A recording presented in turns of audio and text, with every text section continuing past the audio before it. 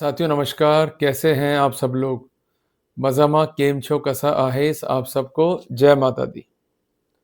आज एक महत्वपूर्ण जजमेंट मैं डिस्कस करूँगा, जजमेंट है इलाहाबाद हाई कोर्ट का। देखो फैसले रोज़ ही आते हैं, कभी हमारे खिलाफ, कभी हमारे पक्ष में, पर प्रश्न ये बनता है कि जजमेंट कौन-सा हम लड़ाई करें, जिसका हमें जो है फ़ायदा मिले। देखो बेसिकली आप सबसे पहले जो है काम करो फैक्ट्स के ऊपर।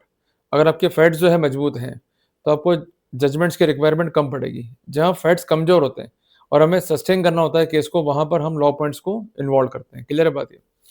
और कई बार ऐसा भी होता है कि तकनीकी मुद्दे भी जो है देखने पड़ते हैं, तो उसका बेनिफिट जो है हम लेते हैं लॉ पॉइंट से। पर जहाँ पर आपके फैक्ट्स मजबूत हैं, मैं यकीनन कहता हूँ आपको there is no need to consider the law points which are proponent by honourable Supreme Court and High Court. देखो छोटी सी बात है कि एक सिद्धांत है, उसको आप जो है दिमाग में सेटल कर लो। सिद्धांत क्या है? Inconsistency plus corroboration plus contradiction. कि अगर स्टेटमेंट है किसी भी गवाह के, उसमें है सेल्फ इनकंसिस्टेंसी, या अन्य गवाह के बयान भी रिकॉर्ड पर हैं, उनमें है विरोधाभास जिसे हम कहते हैं कॉन्ट्रडिक्शन, या लेक ऑफ कॉरबोरेशन है, तो केस जो है स्टैंड नहीं होगा। देखिए केस जो है प्रूव करना है प्रोसिक्यूशन को, ये बात तो आप मानते हो ना? और जिसके लिए सेक्शन है 104 बीएसए का, ये काफी इंपॉर्टेंट है। अगर प्रोसिक्यूशन अपना केस जो है साबित नहीं कर पाएगा, तो वहां पर हम बेनिफिट जो है ले सकते हैं। क्लियर है बात ये? तो कुल मिलाकर के जो ये 3 सिद्धांत हैं, या एक सिद्धांत है उसके 3 पार्ट हैं जो मैंने बताया आपको, इसको जो है फॉलो कर लो, there is nothing to worry about. जो फैसला मैं बता रहा हूँ आपको आज इलाहाबाद हाईकोर्ट का, जिसका डेट है 26/8/2025। इसमें हुआ क्या साहब कि एक प्रोसीडिंग जो है सबमिट हुई बाय द कंसर्न वाइफ, और ये प्रोसीडिंग जो है सबमिट हुई है एज पर the protocol of section 144 of BNSS. आप सब जानते हैं 144 बीएनएसएस क्या है, कि लड़की को जो है मेंटेनेंस चाहिए, जिसके लिए उसने जो केस करा है उसका एक स्पेसिफिकेशन। क्लियर हो गया?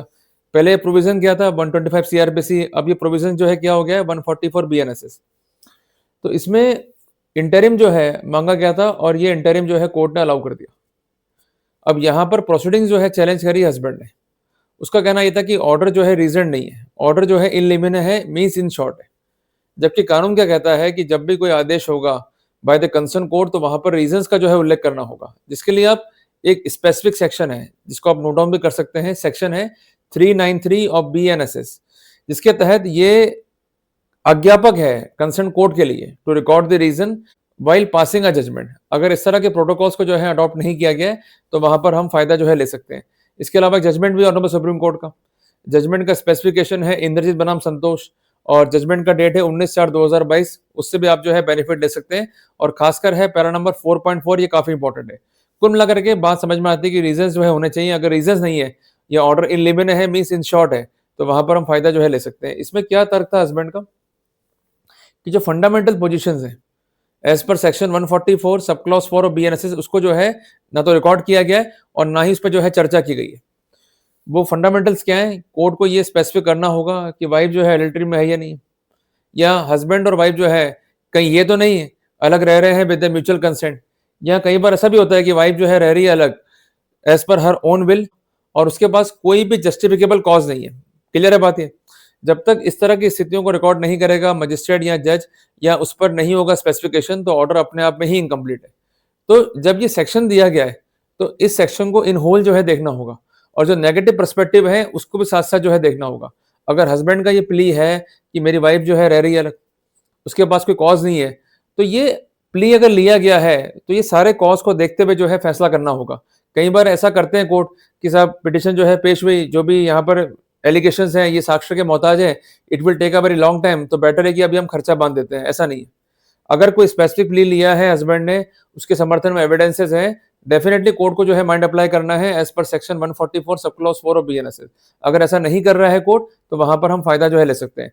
तो कुल मिला करके हमने सीखा क्या इस फैसले से, कि आप अपना जवाब जो है प्रॉपर दीजिए, सारे पॉइंट्स को जो है रेस कीजिए। आपका जवाब कैसा होना चाहिए, जिसमें एक प्लॉजिबल इफेक्ट हो, जिसके तहत आप एक संदेह जो है क्रिएट कर सकें। और इसके अलावा जो सेक्शन 144 सब क्लॉज 4 बीएनएसएस है, इसकी लाइट में जो प्ली आपको सुटेबल है, अगर आप ये कहते हैं कि वाइफ जो है एडल्ट्री में, पर उसका प्रूफ है, तो आप सबमिट कीजिए, कोर्ट को कंसिडर करना होगा। अगर आप ये कहते हैं कि हम रह रहे हैं अलग विद म्यूचुअल कंसेंट, इसका भी प्रूफ है, तो सबमिट कीजिए। या आपका ये प्ली है कि वाइफ रह रही है अलग, उसके पास कोई भी कॉज नहीं है, अब वो झूठे मुकदमे जो है कर रही है, इसका भी प्रूफ है, तो इसको भी जो है सबमिट कीजिए। यहाँ पर एक ध्यान रखिएगा बात, कि व्हाट्सएप चैट या व्हाट्सएप कॉल लॉग या कोई भी ऐसी एविडेंस जिसके तहत आप अपना डिफेंस जो है प्रोबलाइज कर सकते हैं, संदेह क्रिएट कर सकते हैं उनके मामले में, वो इंपॉर्टेंट है। उदाहरण के लिए आपकी वाइफ ने आपको मैसेज किया कि मैं जा रही हूँ, लौट के आ जाऊंगी 10 दिन बाद, पर वो लौट के नहीं आई और सामान्य जो है बातचीत आपके बीच में हो रही है। तो यहाँ पर क्या इन्फ्रेंस है कि वाइफ जो है चली गई अपने पीयर में, उसके पास कोई भी कॉज नहीं था, पर बाद में गई वो काउंसिल के पास में, उसने जो है कॉज को डेवलप कर दिया। अगर कॉज जो है आर्टिफिशियल है या कॉज जो है मैनिपुलेटिव है, तो वहां पर हम फायदा जो है ले सकते हैं। तो उस पर्सपेक्टिव में जो जजमेंट है इलाहाबाद हाईकोर्ट का, जिसका डेट है 26/8/2025, ये काफी इंपॉर्टेंट है। क्लियर हो गया अपने को? जल्दी मिलेंगे अपन एक नए अध्याय के साथ में।